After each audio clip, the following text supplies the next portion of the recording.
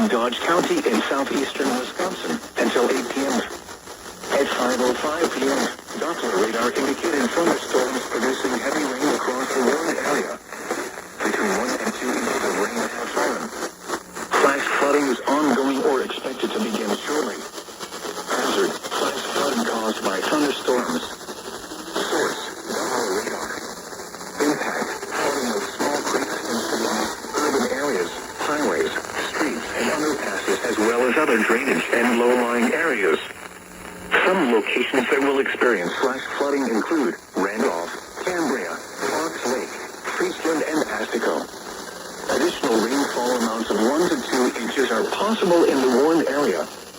Turn around. Don't drown when encountering flooded roads.